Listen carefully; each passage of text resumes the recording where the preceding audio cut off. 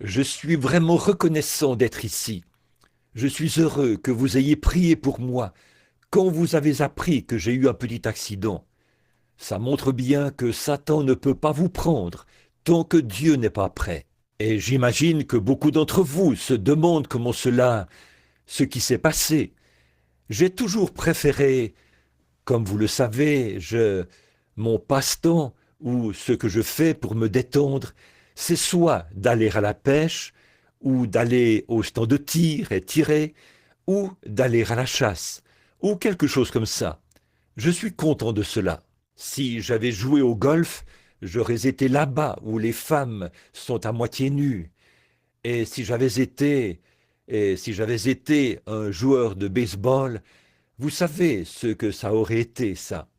Mais je suis bien content que ce soit des activités en plein air, comme la pêche, la chasse et ces choses-là. Et j'ai toujours voulu avoir une de ces carabines Weatherby Magnum. Et je suppose que quelqu'un m'en aurait acheté une si j'avais dit quelque chose à ce sujet. Mais je n'en ai pas parlé, parce que ce serait dépenser trop d'argent pour ça, alors que je sais qu'il y a des missionnaires qui n'ont même pas de chaussures aux pieds. Et puis, laisser quelqu'un payer pour ça, prendre un tel montant d'argent et acheter une carabine.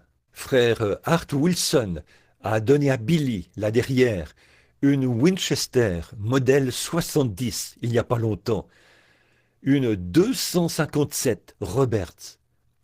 Monsieur Weatherby a publié un article qui disait qu'il pouvait prendre ce fusil et y faire juste une petite modification pour en faire une Weatherby Magnum, qui serait tout à fait sécuritaire. Alors, frère Rodney, qui vient ici à l'église, frère Rodney Armstrong, l'a envoyée et l'a fait transformer en une Weatherby Magnum. Toutefois, elle n'a pas bien été transformée.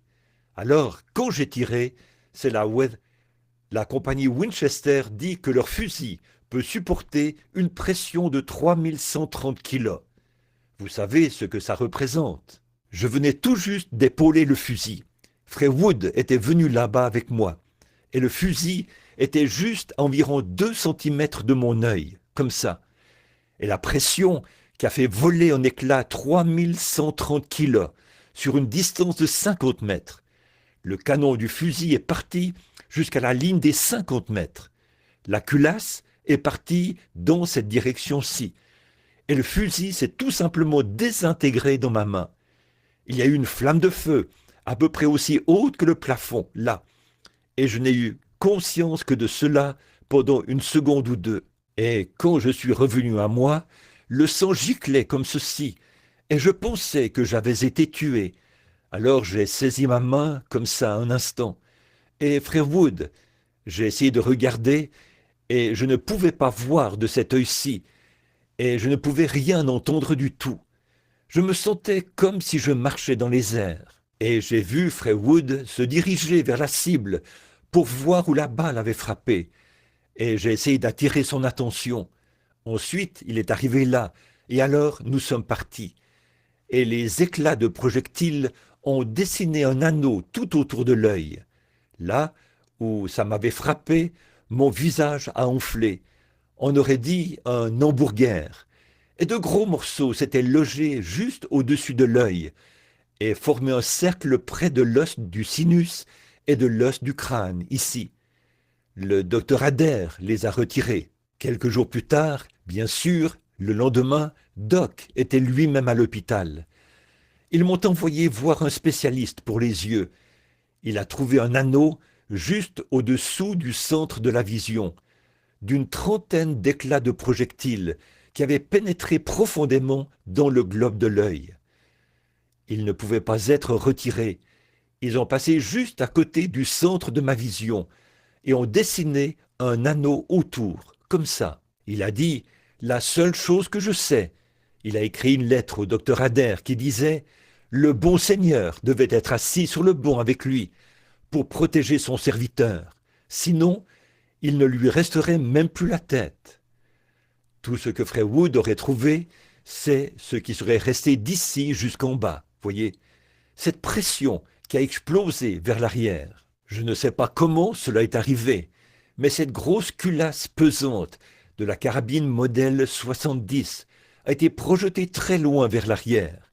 Si vous savez où se trouve le Conservation Club, tout au fond jusqu'à l'enclos au cerf.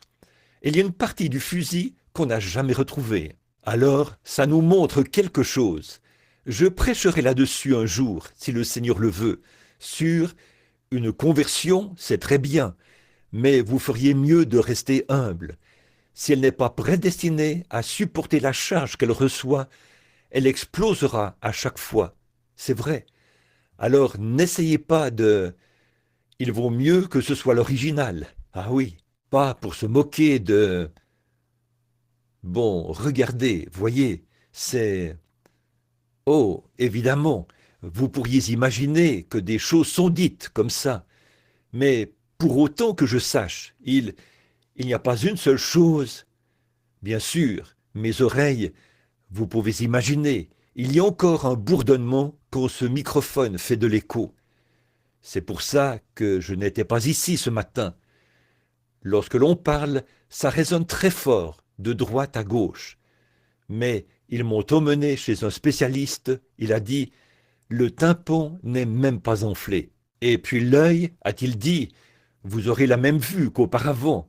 Il a dit « Ils ont pénétré au-dessous du centre de la vision. Ils ont dessiné un anneau dans le globe de l'œil.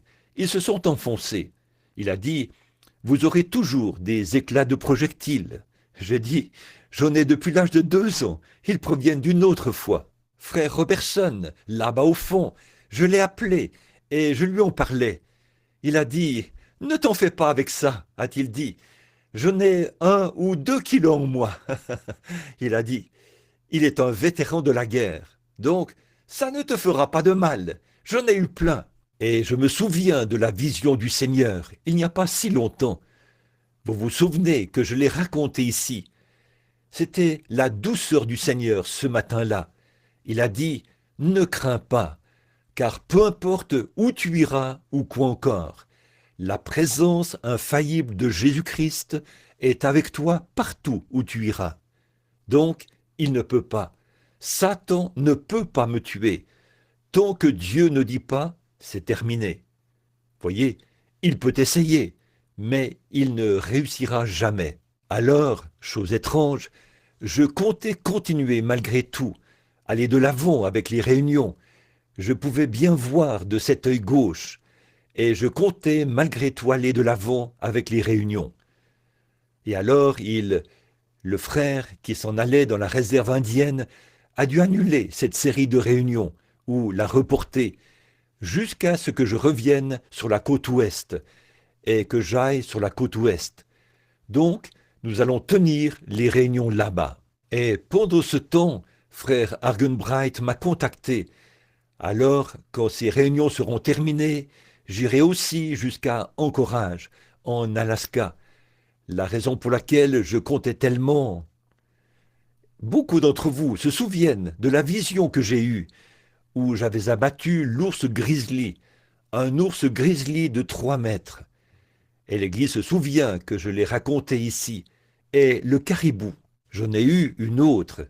Souvenez-vous que c'est sur bande ici. J'ai vu un énorme ours brun. C'est peut-être un Kodiak, et cela n'aurait pas pu arriver là-bas au Canada, parce qu'il n'y en a pas là-bas, vous voyez. Mais où que ce soit, ça arrivera. Ça arrivera. C'est ainsi dit le Seigneur. Ça arrivera. Voyez? Et maintenant, je vous remercie d'avoir prié pour moi. Je savais que beaucoup d'entre vous prieraient en apprenant que j'avais été blessé. Et un petit groupe qui... Ma fille, là-bas, au fond, Rebecca, a écrit une lettre à Sir Down, qui vient ici à l'église, et elle lui en a parlé. Et elle a appelé Meda quelques soirs plus tard, elle a dit « Je ne sais pas si cela a aidé ou pas, mais notre petit groupe en entier s'est réuni ici. Le ministre méthodiste et frère Brown, leur parenté et eux tous, ils se sont réunis. Ils ont prié toute la nuit pour moi. » Elle a dit « Je ne sais pas si Dieu a entendu ou pas, mais nous savions que frère Branham a prié pour tellement de gens. Alors on s'est dit qu'on prierait pour lui. » Ça, c'est le genre de prière qu'il entend, voyez. C'est vrai, celle de ce jour-là. Frère Grace, un de nos frères ici, Satan s'en est pris à lui tout récemment. Il a heurté un caniveau. Oh, cela a coupé son... complètement. Je ne vois pas comment il s'en est sorti vivant. Et alors, il était allongé là-bas à l'hôpital.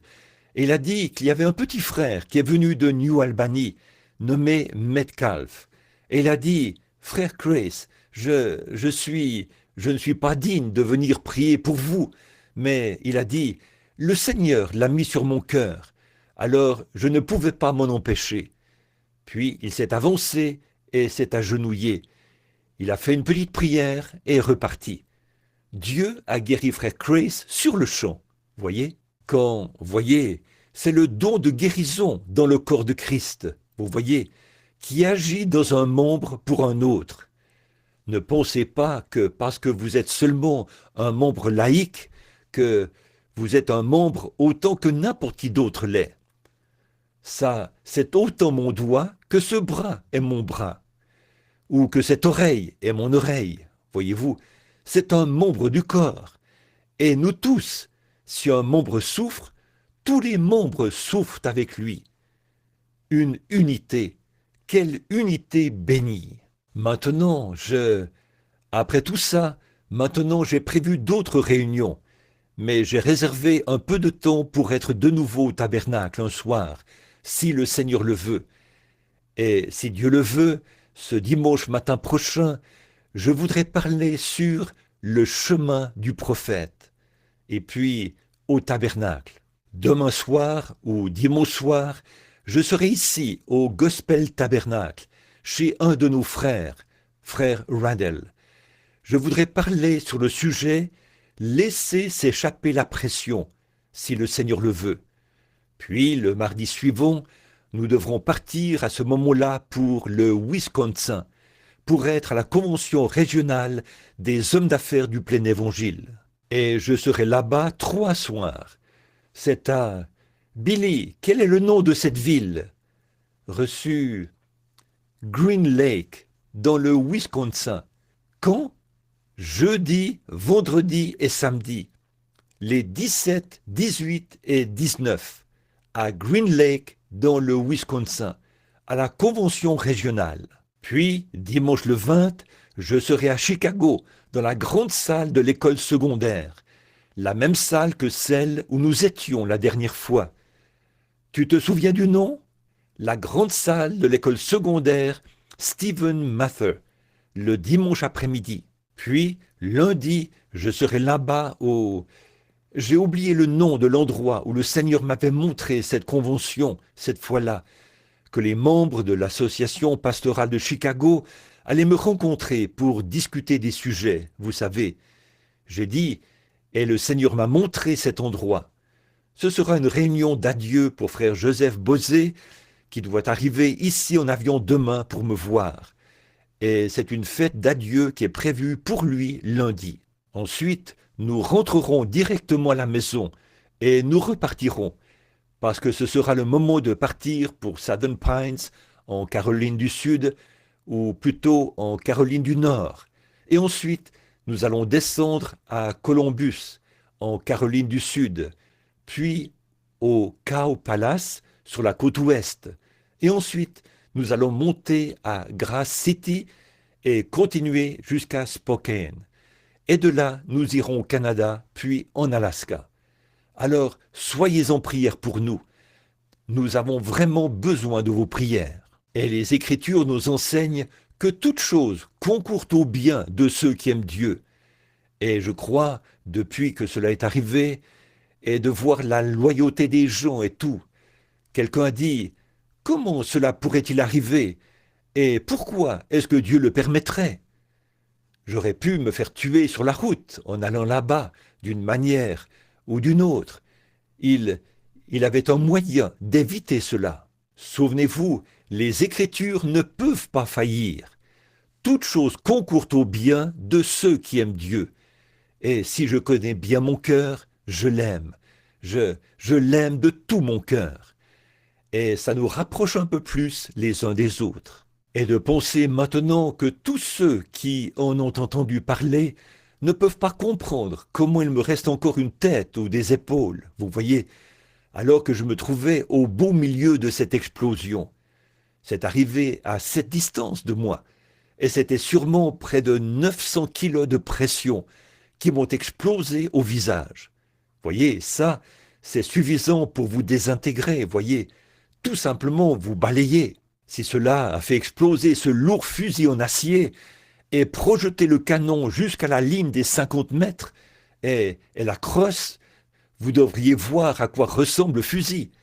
Ça ne ressemble pas du tout à un fusil. Il ne reste plus que des pièces. Et puis, en ressortir sans une seule séquelle. Loué soit le Dieu vivant. C'était juste assez pour m'empêcher de monter là-bas, jusqu'à ce que je reçoive un message d'Eddie qui me dise que je n'étais pas censé y aller à ce moment-là. Grâce étonnante, qu'il est doux le son qui a sauvé un misérable comme moi. Cela nous fait prendre conscience, nous rend reconnaissants que Dieu est avec nous. Dieu est avec nous. Et combien nous en sommes heureux. Bon, j'ai dit ce matin, je me suis dit que je viendrais, puis un précieux frère ici, quand je suis rentré, j'ai dit à Sir Wood aujourd'hui, je pense que Fresneville, Billy m'a appelé et m'a dit, écoute le message si tu peux. Et je crois qu'un petit morceau de ce métal s'est déplacé et est descendu sous mon œil là, et ça me dérangeait beaucoup. Mais c'est sorti maintenant.